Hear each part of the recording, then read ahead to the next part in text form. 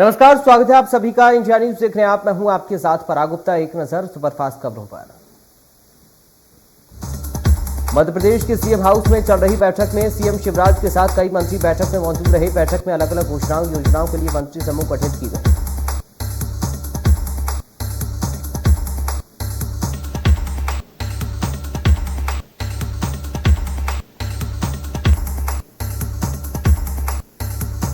मंत्रियों के कामकाज की समीक्षा की गई। सरकार की अगली बैठक 23 और 24 मार्च को कान्हा नेशनल पार्क में आयोजित की जाएगी।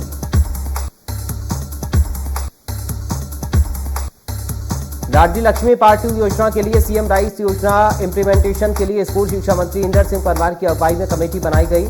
अलग अलग घोषणाओं योजनाओं के लिए मंत्री समूह गठित। तो वहीं तीर्थ दर्शन योजना मंत्री गोविंद सिंह को दी गई। इसके साथ ही स्वास्थ्य विभाग की समीक्षा के लिए मंत्री प्रोग्राम चौधरी की अगुवाई में 3 मंत्रियों की कमेटी बनाई गई है। सभी कमेटियों को संबंधित योजनाओं से जुड़ी हुई प्रोग्रेस रिपोर्ट तैयार करके 23 मार्च को कहना में होने वाली बैठक में प्रेजेंटेशन देने के लिए कहा गया है। मध्य प्रदेश में विधानसभा चुनावों में अब सिर्फ 1.5 साल बचा है। ऐसे में सरकार की कोशिश है कि ज्यादा से ज्यादा योजनाएं जमीन पर पहुंचे। छत्तीसगढ़ के मुख्यमंत्री भूपेश बघेल भदोही के दौरे पर।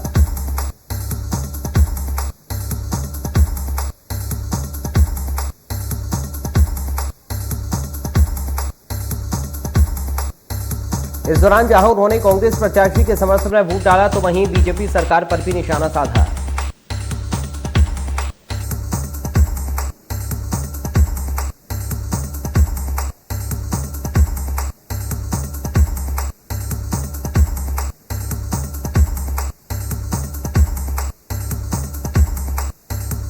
महिला कांग्रेस की प्रदेश अध्यक्ष बनी विभा पटेल। महिला कांग्रेस कार्यकर्ताओं ने किया स्वागत। भोपाल की पूर्व महापौर हैं विभा पटेल।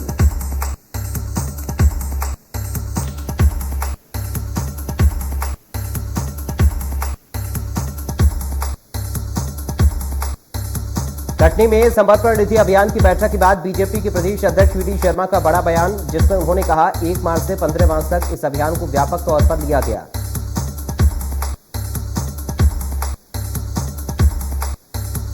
सभी समाज के हर कार्यकर्ता प्रत्येक बूथ पर जाएंगे। जो बीजेपी के सहयोगी हैं उनके पास भी इस अभियान के तहत जाएंगे।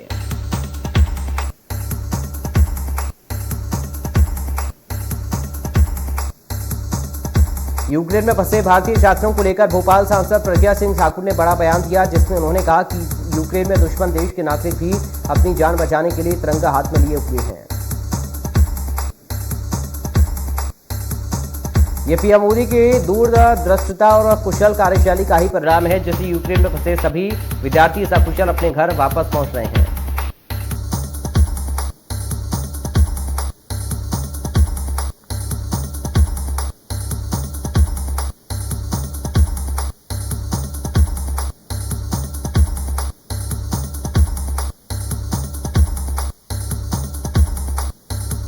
मध्य प्रदेश में बजट का सत्र शुरू होने में महज कुछ दिन शेष बचे हैं। उससे पहले मध्य प्रदेश विधानसभा अध्यक्ष गिरीश गौतम का बड़ा बयान सामने आया।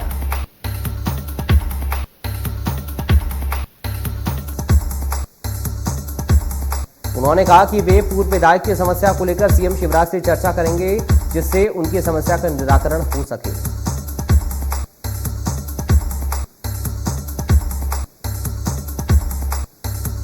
यूक्रेन में जंग के बीच फंसे विदिशा के 5 विद्यार्थियों में से 4 विद्यार्थी की स्वदेश वापसी हो गई है। एक छात्रा सृष्टि विल्सन अभी भी यूक्रेन में मौजूद है, जिसके जल्द स्वदेश वापसी की उम्मीदें जताई जा रही हैं।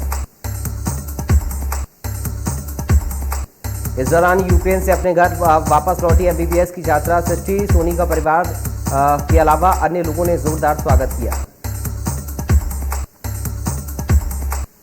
अपने स्वदेश वापसी के लिए सृष्टि और उसके परिवार के लोगों ने सरकार का आभार व्यक्त किया। बताया कि केंद्रीय मंत्री ज्योतिरादित्य सिंधिया ने सृष्टि की स्वदेश वापसी में अहम भूमिका निभाई है।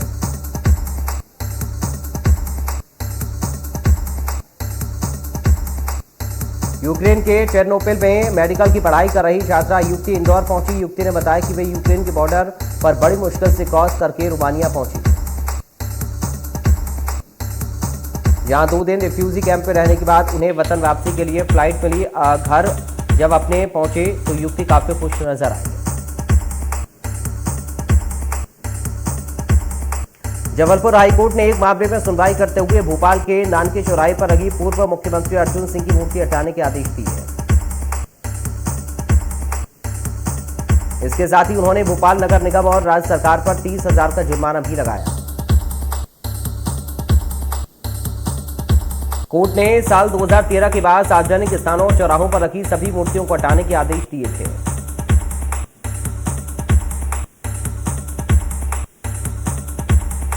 कोरिया में देर रात अज्ञात कार की चपेट में आने से एक मजदूर की मौत हो गई, 2 गंभीर रूप से घायल हो गए। ये मजदूर राइस मिल में काम करते थे और सड़क पर बस का इंतजार कर रहे थे, तभी तेज रफ्तार कार ने 3 मजदूरों को कुचल दिया। कार चालक फरार। भोपाल के बैरसिया में बच्चों की छात्रावास में पीने के पानी की किल्लत है, जिसके चलते बच्चे कैंपस से बाहर लगे हैंडपंप से पानी पीने को मजबूर हैं। बच्चों और पालकों का ये कहना है कि टीचर रोज रात को शराब पीकर बच्चों को मारता है। एसडीएम ने कहा कि हम इस मामले की जांच कर रहे हैं।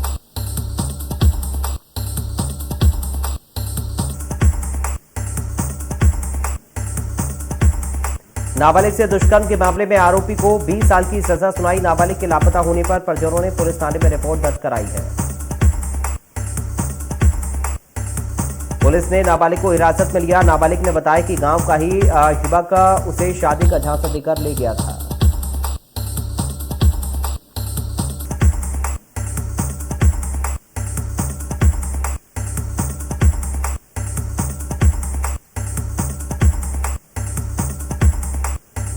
पुलिस अभिरक्षा से हथकड़ी खोलकर फरार हुए आरोपी को बालों से गिरफ्तार किया गया। आर्म्स एक्ट के मामले में पुलिस ने आरोपी को गिरफ्तार किया।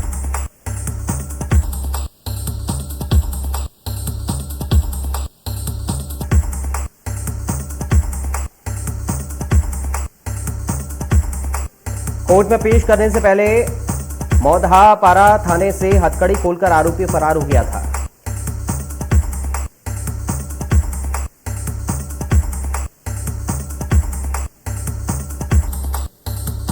भिलाई में सुबह 2 अलग अलग सड़क दुर्घटनाओं में 3 लोगों की मौत हो गई।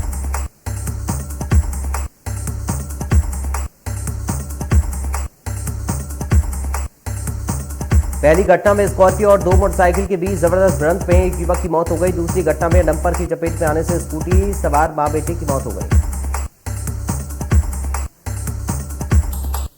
मृतकों की मौत के बाद पुलिस ने वाहन चालकों के खिलाफ मामला दर्ज कर जांच शुरू कर दी है।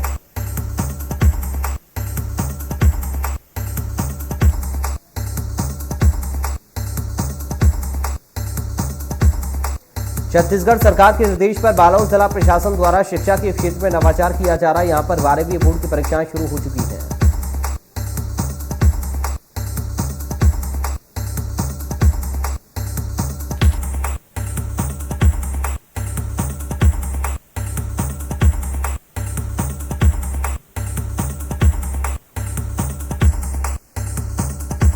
जिसके बाद अब विद्यालयों से लिस्ट मांगी जा रही है, जिनमें 85 से अधिक अंक लाने वाले छात्रों को शासन की ओर से मुफ्त में नीट और जेईई की कोचिंग क्लास दी जाएगी।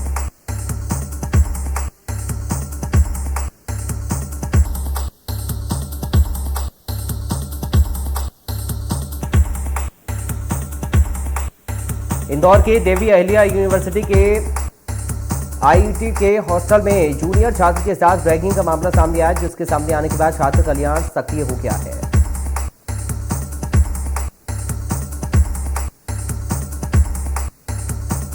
विभाग ने सभी 6 उड़न दस्तों को फिर से बहाल कर दिया, जो हॉस्टलों में रैगिंग और अन्य समस्याओं के समाधान के लिए बनाए गए हैं। लेकिन सबसे पहले सवाल ये उठता है कि आखिर विश्वविद्यालय प्रशासन किसी भी घटना से पहले सजग क्यों नहीं होता।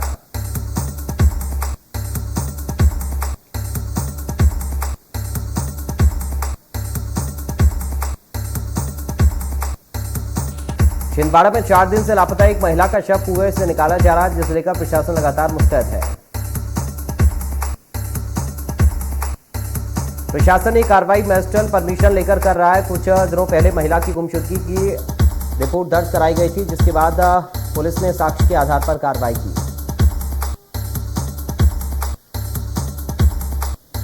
रायसेन में एक तेज रफ्तार कार ने बाइक सवार को कुचल दिया, जिसमें एक की मौके पर मौत हो गई।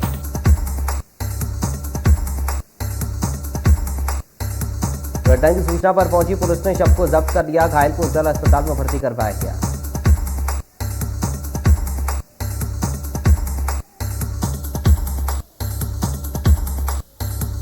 इंदौर के परदेशीपुरा थाना क्षेत्र के सर्वहारा नगर में एक छात्रा की मौत हो गई, जिसे पेट में दर्द होने के कारण एमओ अस्पताल में भर्ती करवाया गया था। खबर की सूचना मिलने पर पुलिस ने मामला दर्ज कर लिया। घटना की जांच में जुटी है पुलिस।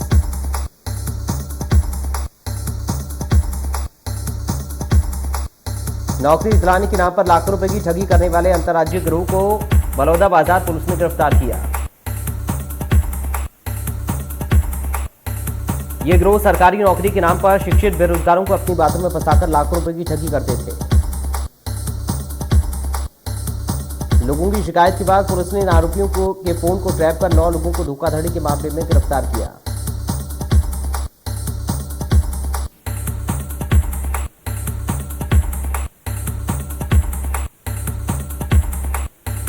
बेमित्रा के चंद्रू चौकी क्षेत्र में पत्नी की हत्या के मामले में दोषी पति को न्यायालय ने आजीवन कारावास की सजा सुनाई। पत्नी पर चरित्र शंका के चलते वाद हुआ था, जिसके बाद पति ने सिर पर धारदार हथियार से हमला कर दिया।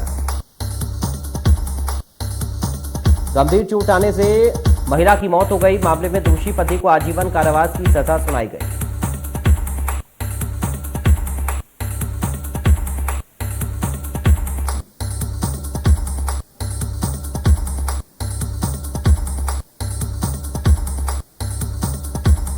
ग्वालियर शहर की महाराजपुरा थाना पुलिस ने युवक की तलाश शुरू कर दी है, जो टैक्सी के किराए को लेकर हुए विवाद में ट्रैवल संचालक को धमकाने पहुंचा था। इस युवक का तमंचे के साथ गुरुवार को वीडियो वायरल हुआ। ये वायरल वीडियो पुलिस के अफसरों के पास भी पहुंचा। पुलिस का ये कहना है कि जल्दी आरोपी युवक को गिरफ्तार कर लिया जाएगा।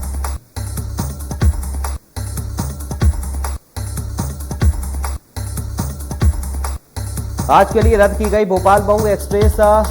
दाहोद भोपाल उज्जैन में short terminal Ujjain Bhopal section पर कार्य की वजह से ट्रेन कैंसिल।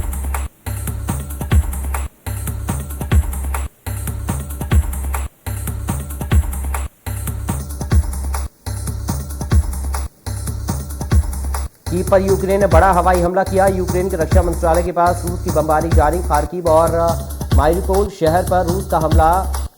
खेरसौन पर भी किया कब्जा।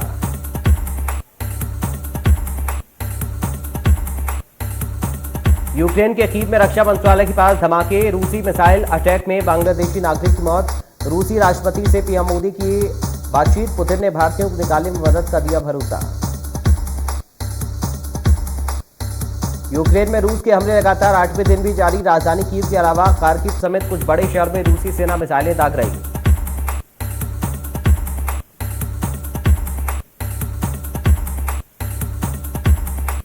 संयुक्त राष्ट्र के मुताबिक रूस के हमले में यूक्रेन में अब तक 752 आम लोगों की मौत। यह आंकड़ा 1 मार्च तक का बताया जा रहा है।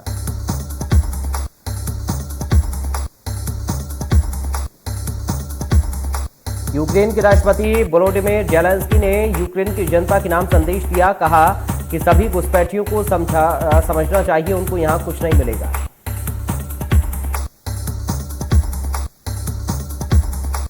रूसी सेना ने दावा किया कि यूक्रेन के खेरसौन शहर पर उनका कब्जा हो गया है। दूसरी तरफ यूक्रेन का दावा 2 मार्च को उन्होंने रूस के 3 प्लेन और 2 हेलीकॉप्टर मार गिराए। रूस सरकार के प्रवक्ता दमित्री पेस्कोव ने कहा कि यूक्रेन से बातचीत के लिए हमारा डेलीगेशन बुधवार दोपहर से बेलारूस में मौजूद है, लेकिन यूक्रेन का दल अब तक यहां नहीं पहुंचा।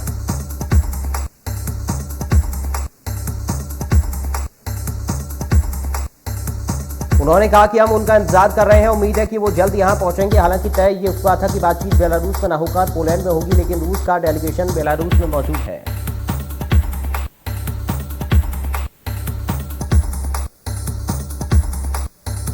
प्रधानमंत्री नरेंद्र मोदी ने आज वाराणसी में यूक्रेन से लौटे छात्रों से बात की। छात्रों ने उनसे अपने अनुभव साझा किए।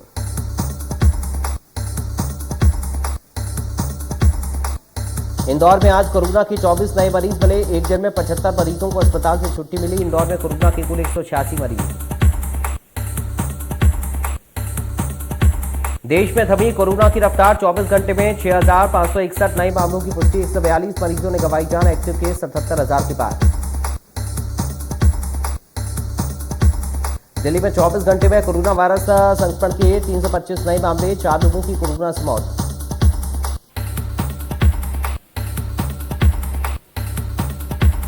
हरियाणा में कोरोना की रफ्तार पर ब्रेक, एक दिन में 232 नए मामलों की पुष्टि, 4 मरीजों ने तोड़ा दम, एक्टिव केस 1500 के पार।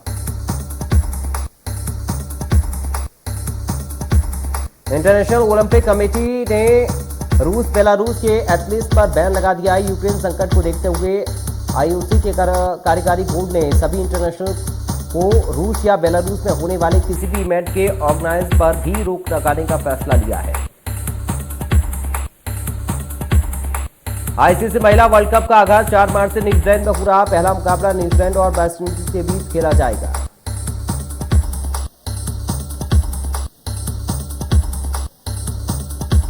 आईपीएल 2022 के बाद टीम इंडिया जून के आखिरी सप्ताह में आयरलैंड का दौरा करेगी। दोनों टी20 मैच 26 और 28 जून को मलाहाइड में खेले जाएंगे।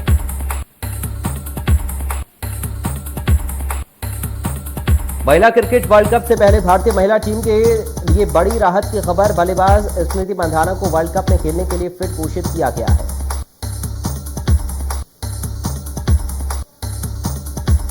भारत और श्रीलंका के बीच 4 मार्च से मोहाली में होने वाले टेस्ट मैच को लेकर बड़ा फैसला लिया गया है। पंजाब क्रिकेट एसोसिएशन ने टेस्ट में 50% दर्शकों की इजाजत दे दी है। पहले मुकाबला बिना दर्शकों के होना था।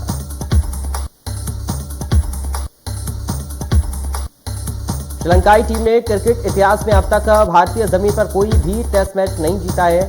टीम ने सबसे पहला भारत दौरा 1982 में किया था।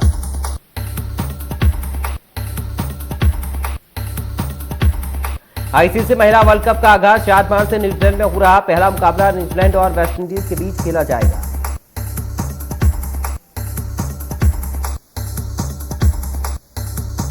आईपीएल 2022 के बाद टीम इंडिया जून के आखिरी सप्ताह में आयरलैंड का दौरा करेगी। दोनों टी20 मैच 26 और 28 जून को मलाहाइड में खेले जाएंगे।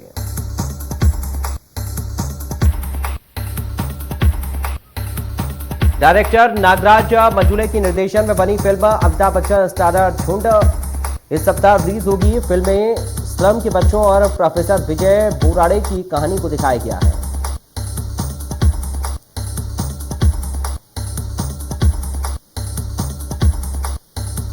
सनी लियोनी की जासूसी पर आधारित वेब सीरीज अनामिका का ट्रेलर हुआ रिलीज। जबरदस्त एक्शन करती हुई नजर आ रही हैं बेबी डॉल।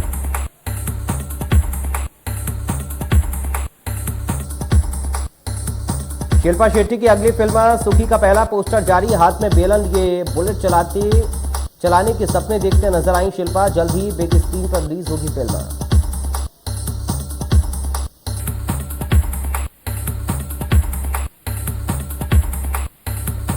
बच्चन पांडे का नया गाना मेरी जान हुआ रिलीज। फैंस बेसब्री से मूवी का कर रहे इंतजार।